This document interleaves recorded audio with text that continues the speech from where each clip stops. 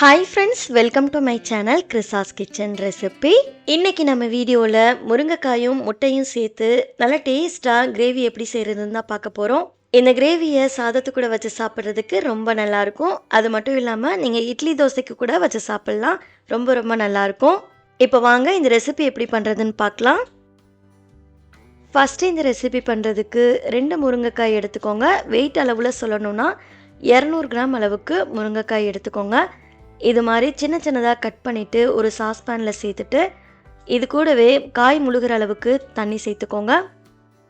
இதிலையே 1/2 teaspoon போல் உப்பு, கூடவே 1/4 teaspoon மஞ்சள் தூள் சேர்த்துட்டு நல்லா கலந்துட்டு ஸ்டவ் ஆன் பண்ணிவிட்டு காயை நல்லா வேக வச்சுக்கோங்க. முருங்கைக்காய் பார்த்திங்கன்னா ரொம்ப வெந்துடக்கூடாது. 50லேருந்து 60% வேக வச்சு எடுத்துக்கோங்க. காய் 50% வெந்ததுக்கப்புறமா ஸ்டவ் ஆஃப் பண்ணிவிட்டு இதை ஒரு ஓரமாக எடுத்து வச்சுடுங்க. அடுத்து இந்த கிரேவிக்கு ஒரு மசாலா ரெடி பண்ண போகிறோம். அதுக்கு ஒரு பேனை சூடுபடுத்திட்டு 1 டீஸ்பூன் ஜீரகம் சேர்த்துக்கோங்க.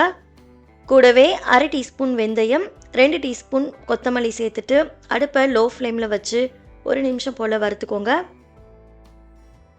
1 நிமிஷம் போல் இது நல்லா வறுப்பட்டதுக்கப்புறமா 2 இன்ச் பட்டை சேர்த்துக்கோங்க. கூடவே 5லேருந்து 6 போல் கிராம்பு சேர்த்துக்கோங்க. அடுத்து இது கூடவே 2 ஏலக்காய் சேர்த்துட்டு அடுப்பை லோ ஃப்ளேமில் வச்சுட்டு இதை நல்லா வாசனை வர வறுத்துக்கோங்க. நல்லா வறுப்பட்டதுக்கப்புறமா ஸ்டவ் ஆஃப் பண்ணி இதை முழுமையாக ஆற வச்சுடுங்க. ஆறினதுக்கு பிறகு இதை மிக்ஸி ஜாரில் சேர்த்துட்டு நல்லா பவுடர் பண்ணி எடுத்துகிட்டு வந்துடுங்க. இந்த மசாலா பவுடர் பார்த்திங்கன்னா இந்த கிரேவிக்கு நல்ல டேஸ்ட்டு கொடுக்கும். இதை அரைச்சதுக்கப்புறமா ஒரு ஓரமாக எடுத்து வச்சுடுங்க. அடுத்து இந்த கிரேவிக்கு நல்ல திக்னஸ் கொடுக்கறதுக்காக ஒரு சின்ன மிக்ஸி ஜாராக எடுத்துட்டு அதில் 1 டீஸ்பூன் கசகசா சேர்த்துக்கோங்க. கூடவே 2 டேபிள் ஸ்பூன் வறுத்த வேர்க்கடலை சேர்த்துக்கோங்க. 2 இன்ச் போல் இஞ்சி சேர்த்துக்கோங்க. கூடவே 4லேருந்து 5 போல் பூண்டு சேர்த்துக்கோங்க.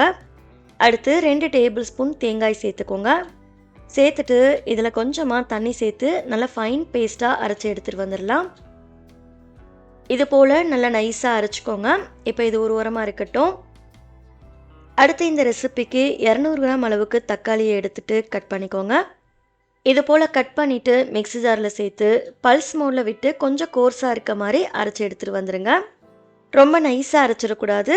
இது போல் அரைச்சிக்கோங்க. இப்போ இது ஒரு ஓரமாக இருக்கட்டும். அடுத்து இந்த கிரேவியில் சேர்க்கறதுக்காக 5 முட்டையை வேக வச்சு எடுத்துக்கோங்க. வேக வச்சுருந்த முட்டையில் எல்லா பக்கமும் கீரல் போட்டுட்டு ஒரு பிளேட்டில் ரெடியாக எடுத்து வச்சுக்கோங்க. அடுத்து ஒரு பேனை சூடுபடுத்திட்டு அதில் 1 டீஸ்பூன் எண்ணெய் சேர்த்துக்கோங்க. கூடவே 1/4 டீஸ்பூன் மஞ்சள் தூள் சேர்த்துட்டு நல்லா மிக்ஸ் பண்ணிக்கோங்க.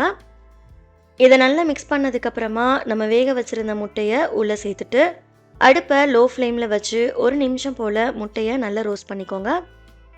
1 நிமிஷம் போல் நல்லா ஃப்ரை ஆனதுக்கப்புறமா முட்டை எல்லாத்தையும் நம்ம வெளியில் எடுத்துகிட்டு ஒரு பிளேட்டில் எடுத்து வச்சிடலாம். அடுத்து அதே கடாயிலேயே 2லேருந்து 3 டேபிள் ஸ்பூன் எண்ணெய் சேர்த்துக்கோங்க. எண்ணெய் நல்லா சூடானதுக்கப்புறமா இதில் 1 கப் அளவு பெரிய வெங்காயம் பொடியாக நறுக்கிட்டு சேர்த்துக்கோங்க. சேர்த்துட்டு இதை நல்லா வதக்கி விட்டுக்கோங்க. கூடவே கொஞ்சமாக உப்பு சேர்த்துட்டு வெங்காயத்தை நல்லா வதக்கிக்கோங்க. வெங்காயம் நல்லா வதங்கினதுக்கப்புறமா இது கூடவே 1 கொத்து அளவு கருவேப்பிலை சேர்த்துக்கோங்க. கூடவே 2 பச்சை மிளகாய் கீறிட்டு சேர்த்துக்கோங்க. சேர்த்துட்டு இதை நல்லா வதக்கிக்கோங்க. இது வதங்கினதுக்கப்புறமா நம்ம அரைச்சி வச்சுருந்த தேங்காய் கசகசா பேஸ்ட்டை உள்ளே சேர்த்துட்டு நல்லா மிக்ஸ் பண்ணிக்கோங்க. 1 நிமிஷம் போல் இதோட பச்சை வாசனையெல்லாம் போகிற அளவுக்கு நல்லா குக் பண்ணிக்கோங்க. இதோட பச்சை வாசனையெல்லாம் போனதுக்கப்புறமா நம்ம அரைச்சிருந்த தக்காளி விழுதை சேர்த்துக்கலாம். சேர்த்ததுக்கப்புறமா இதை ஒரு டைம் நல்லா கலந்து விட்டுக்கோங்க. இதை நல்லா கலந்ததுக்கப்புறமா அடுத்து இதில் 1லேருந்து 1.5 டீஸ்பூன் போல் மிளகாய் தூள் சேர்த்துக்கோங்க. கூடவே கிரேவிக்கு தேவையான அளவுக்கு உப்பு சேர்த்துட்டு நல்லா மிக்ஸ் பண்ணிக்கோங்க. இதை நல்லா மிக்ஸ் பண்ணதுக்கப்புறமா க்ளோஸ் பண்ணிவிட்டு அடுப்பை மீடியம் ஃப்ளேமில் வச்சு இதோட பச்சை வாசனையெல்லாம் போகிற அளவுக்கு கொதிக்க வச்சுக்கோங்க. இதோட பச்சை வாசனையெல்லாம் போனதுக்கப்புறமா ஓப்பன் பண்ணிவிட்டு நம்ம வேக வச்சுருந்த முருங்கைக்காயை உள்ளே சேர்த்துக்கோங்க. முருங்கைக்காய் வேக வைக்கும் போது யூஸ் பண்ணியிருந்த தண்ணியையும் உள்ளே சேர்த்துட்டு நல்லா கலந்துக்கோங்க. இதை நல்லா கலந்ததுக்கப்புறமா மூடி போட்டு மூடிட்டு காயை நல்லா வேக வச்சுக்கோங்க. காய் நல்லா வெந்ததுக்கப்புறமா இதை ஓப்பன் பண்ணிக்கோங்க. அடுத்து இதில் 1/2 லெமன் சைஸ் அளவுக்கு புளியை கரைச்சிட்டு சேர்த்துக்கோங்க. சேர்த்துட்டு இதை நல்லா மிக்ஸ் பண்ணிக்கோங்க. இதை நல்லா மிக்ஸ் பண்ணதுக்கப்புறமா நம்ம ஏற்கனவே அரைச்சி வச்சுருந்த மசாலா பவுடரை உள்ளே சேர்த்துக்கோங்க. இது கூடவே கொஞ்சமாக வெல்லம் சேர்த்துக்கோங்க. இதை நல்லா கலந்ததுக்கப்புறமா நம்ம புளித்தண்ணி சேர்த்துருந்தோம் பாருங்கள், அதோட பச்சை வாசனைலாம் போகிற அளவுக்கு கொதிக்க வச்சுக்கோங்க. நல்ல கொதி வந்ததும் நம்ம ஃப்ரை பண்ணி வச்சுருந்த முட்டையை ஒவ்வொன்றா உள்ளே சேர்த்துக்கோங்க. எல்லா முட்டைகளையும் உள்ளே சேர்த்ததுக்கப்புறமா இதை ஒரு டைம் நல்லா கலந்துட்டு மூடி போட்டு மூடி ஒரு 3 நிமிஷத்துக்கு இதை எண்ணெய் பிரிஞ்சு வர வர கொதிக்க வச்சுக்கோங்க.